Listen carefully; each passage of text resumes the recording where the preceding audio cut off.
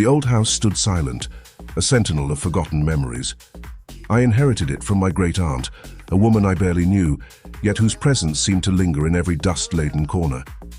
Among her possessions was a magnificent grandfather clock, tall and imposing, yet utterly still. It had no hands, no pendulum, and never chimed. It was a beautiful, silent monument to time.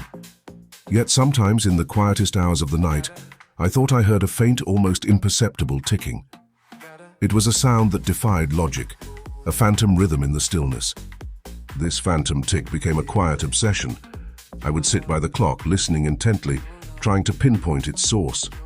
Was it the house settling, or merely my imagination playing tricks? The sound was too consistent, too rhythmic, to be dismissed. I examined the clock's ornate wooden casing, tracing the intricate carvings with my fingertips.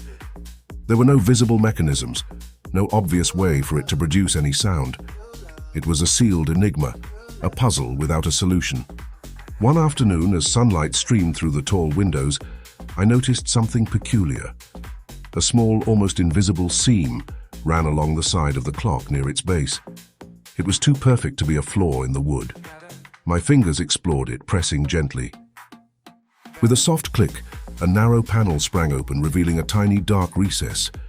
Inside, nestled on a velvet lining, was a single tarnished brass key. It was old, intricately designed, and clearly meant for a specific lock. The key felt heavy in my palm, a tangible piece of the mystery.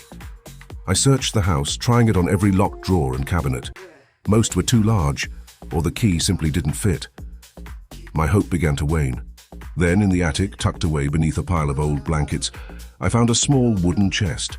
It was plain, unadorned, and had a simple brass lock. The key slid in perfectly, turning with a satisfying click. Inside the chest, there was no treasure, no jewels. Instead, I found a collection of old letters, tied with a faded ribbon, and a small leather-bound journal. The journal belonged to my great-aunt. Her elegant handwriting filled the pages, detailing her life, her joys, and her sorrows.